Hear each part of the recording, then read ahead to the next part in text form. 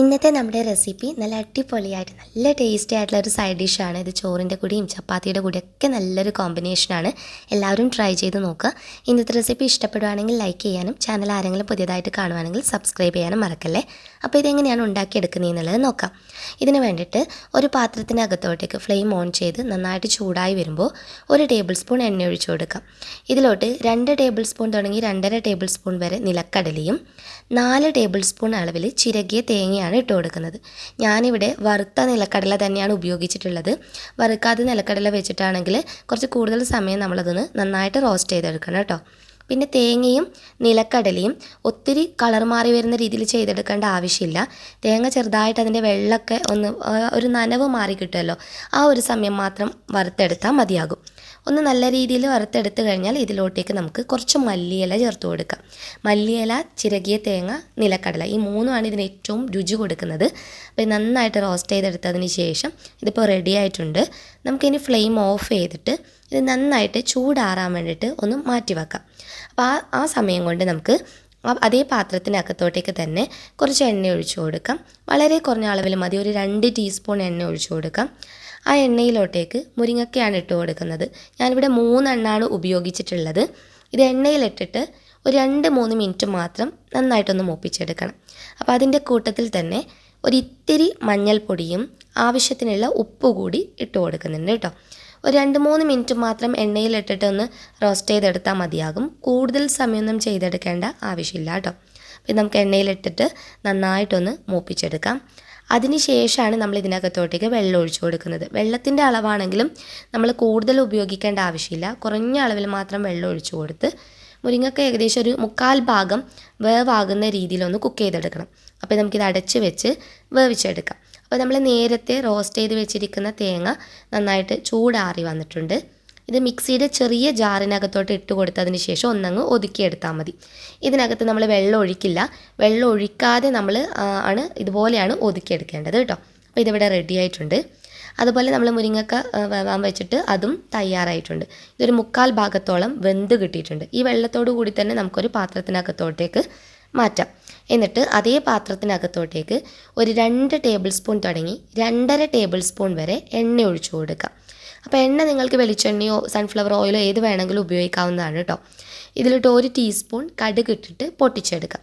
കടുക് നന്നായിട്ട് പൊട്ടി വരുന്ന സമയത്ത് ജീരകം ചേർത്ത് കൊടുക്കാം. 1/2 ടീസ്പൂൺ ജീരകമാണ് ഇട്ട് കൊടുത്തിട്ടുള്ളത്. അതുപോലെ തന്നെ അടുത്തതായിട്ട് ഒരു മീഡിയം സൈസായിട്ടുള്ള സവാള കൂടി ഇതിനകത്തോട്ടേക്ക് ചേർക്കാം. ആവശ്യത്തിനുള്ള ഉപ്പ് കൂടി ചേർത്തതിന് ശേഷം ഇത് എണ്ണയിലിട്ടിട്ടൊന്ന് വഴറ്റിയെടുക്കണം. ഒത്തിരി കളർ മാറി വരുന്ന പാകത്തിലൊന്നും മൂപ്പിച്ചെടുക്കേണ്ട ആവശ്യമില്ല. നല്ല സോഫ്റ്റ് ആകുന്ന രീതിയിലൊന്ന് വഴറ്റിയെടുത്താൽ മതിയാകും.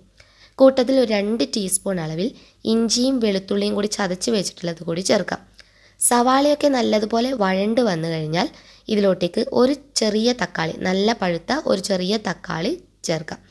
എന്നിട്ട് നന്നായിട്ടൊന്ന് മിക്സ് ചെയ്ത് കൊടുക്കാം. ഒന്ന് മിക്സ് ചെയ്തെടുത്തതിന് ശേഷം നമ്മൾ അടച്ചു വെച്ച് തക്കാളി വേവിച്ചെടുക്കണം. തക്കാളി നല്ലതുപോലെ വെന്ത് കുഴയുന്ന പാകത്തിൽ തന്നെ ചെയ്തെടുക്കുന്നതാണ് നല്ലത്. തവി വെച്ചിട്ട് ഒന്നുകൂടി നമുക്കിത് ഉടച്ചു കൊടുക്കാം. എന്നിട്ട് നമുക്കിതിലോട്ട് പൊടികൾ ചേർക്കാം. 1/2 ടീസ്പൂൺ അളവിൽ മഞ്ഞൾപ്പൊടി, 1 ടീസ്പൂൺ അളവിൽ മുളക് പൊടി, 1 ടീസ്പൂൺ അളവിൽ തന്നെ കാശ്മീരി മുളക് പൊടി കൂടി ചേർക്കുന്നുണ്ട്. ഇതൊക്കെ എരിവിനനുസരിച്ച് അഡ്ജസ്റ്റ് ചെയ്യാവുന്നതാണ് കേട്ടോ. 1.5 ടീസ്പൂൺ അളവിൽ മല്ലിപ്പൊടി. ഇത്രയും ഉപയോഗിച്ചതിന് ശേഷം നമുക്ക് ഇതിനകത്തോട്ട് 1 ടീസ്പൂൺ അളവിൽ കുരുമുളക് പൊടി കൂടി ചേർക്കാം. എന്നിട്ട് ഈ പൊടികളുടെയൊക്കെ ആ ഒരു പച്ചമണം മാറി വരുന്ന രീതിയിൽ എണ്ണയിലിട്ട് നന്നായിട്ടൊന്ന് മൂപ്പിച്ചെടുക്കണം. ശരിക്കും ആ നല്ലൊരു കളറൊക്കെ മാറി സവാളയും തക്കാളിയൊക്കെ ശരിക്കും നല്ലതുപോലെ ഉടഞ്ഞ് നല്ലൊരു കളർ മാറി വരുന്ന പാകത്തിൽ വേണം റെഡിയാക്കിയെടുക്കാൻ.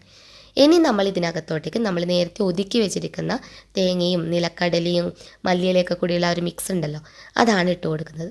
അതതിനൊരു സ്പെഷ്യൽ ആയിട്ടുള്ള ടേസ്റ്റ് തന്നെയാണ് കേട്ടോ. നമ്മൾ ഒരു ഇൻഗ്രീഡിയൻറ്റ് പോലും സ്കിപ്പ് ചെയ്യരുത്. സ്കിപ്പ് ചെയ്താൽ നമുക്ക് ആ ഒരു കറക്റ്റായിട്ടുള്ള ഫ്ലേവർ കിട്ടില്ല. അപ്പം നന്നായിട്ടൊന്ന് മിക്സ് ചെയ്ത് കൊടുക്കാം. എല്ലാം നന്നായിട്ട് യോജിപ്പിച്ചെടുത്തതിന് ശേഷം ഇതിനകത്തോട്ടേക്ക് ചൂടുള്ള വെള്ളം ഒഴിച്ചു കൊടുക്കണം, ശ്രദ്ധിക്കണം. അപ്പോൾ നല്ല ചൂടുള്ള വെള്ളം ഒഴിച്ചു കൊടുക്കുക. ഒത്തിരി ഉപയോഗിച്ചിട്ടില്ല, ഞാനൊരു 1/2 കപ്പിനടുത്ത് വെള്ളം മാത്രമേ ഉപയോഗിച്ചിട്ടുള്ളൂ. കാരണം ഈ ഒരു കറി കുറച്ച് കുറുകിയിരിക്കുമ്പോഴാണ് കഴിക്കാൻ നല്ല ടേസ്റ്റ് ഉണ്ടാകുക. അപ്പോൾ ഗ്രേവി നിങ്ങൾക്ക് ഏതൊരു രീതിയിലാണോ വേണ്ടത് അതിനനുസരിച്ച് വെള്ളം ഒഴിച്ചു കൊടുക്കാവുന്നതാണ് കേട്ടോ. ഇനി ഇതിലോട്ടേക്ക് നമ്മൾ നേരത്തെ വേവിച്ച് വെച്ചിരിക്കുന്ന മുരിങ്ങയ്ക്ക കൂടി ചേർത്ത് കൊടുത്തിട്ട് ഒന്ന് മിക്സ് ചെയ്ത് കൊടുക്കാം. അപ്പോൾ എല്ലാം നന്നായിട്ടൊന്ന് യോജിപ്പിച്ചെടുത്ത് ഉപ്പൊക്കെ നോക്കിയിട്ടൊന്ന് അഡ്ജസ്റ്റ് ചെയ്യുക. അപ്പോൾ വെള്ളം കൂടുതൽ വേണമെങ്കിൽ വെള്ളം നിങ്ങൾ കൂടുതൽ ഉപയോഗിക്കാം. അതിനുശേഷം നമ്മളിത് നന്നായിട്ട് യോജിപ്പിച്ചെടുത്തതിന് ശേഷം അടച്ചു വെക്കണം കേട്ടോ. അടച്ചു വെച്ച് വളരെ കുറഞ്ഞൊരു സമയം മാത്രം ഒന്ന് തിളപ്പിച്ചെടുത്താൽ മതിയാകും. ഇതിൻ്റെ ഒരു പാകം എന്ന് പറയുന്നത് ഇത് നന്നായിട്ട് വെട്ടിത്തിളച്ച് എണ്ണ ഇങ്ങനെ തെളിഞ്ഞ് വരാൻ തുടങ്ങും. ഇതിൻ്റെ മുകൾ ഭാഗത്ത് ചെറിയൊരു കളറ് മാറി എണ്ണ തെളിഞ്ഞ് കുറുകി വരുന്നൊരു ഭാഗം. ആ ഒരു സമയത്ത് ഇതിലോട്ടേക്ക് നമുക്ക് 1 ടീസ്പൂൺ അളവിൽ ഗരം മസാല പൗഡർ കൂടി ചേർത്ത് കൊടുക്കാം. എല്ലാം നന്നായിട്ടൊന്ന് മിക്സ് ചെയ്ത് കൊടുത്ത് ജസ്റ്റ് 1 മിനിറ്റ് കൂടി നമുക്കിതൊന്ന് തിളപ്പിച്ചെടുത്താൽ മതിയാകും. ഇത്രയേ ഉള്ളൂ. നമ്മുടെ കറി ഇവിടെ റെഡി ആയിട്ടുണ്ട്. കണ്ടോ, കളറൊക്കെ മാറി എണ്ണയൊക്കെ തെളിഞ്ഞു വന്നിട്ടുണ്ട്. നമുക്ക് ഫ്ലെയിം ഓഫ് ചെയ്യാവുന്നതാണ്. ഈ ഒരു കറിയുടെ ടേസ്റ്റ് അടിപൊളിയാണ്. ശരിക്കും ചോറിൻ്റെ കൂട്ടത്തിൽ നമുക്ക് വേറെ ഒന്നിൻ്റെ ആവശ്യമില്ല. അതുപോലെ ചപ്പാത്തിയുടെ കൂടി നമുക്കിത് ഉപയോഗിക്കാം. എല്ലാവരും ട്രൈ ചെയ്ത് നോക്കി ഫീഡ്ബാക്ക് അറിയിക്കാൻ മറക്കരുത്. നെക്സ്റ്റ് വീഡിയോയിൽ വീണ്ടും കാണാം. അതുവരെ ടേക്ക് കെയർ. Bye bye.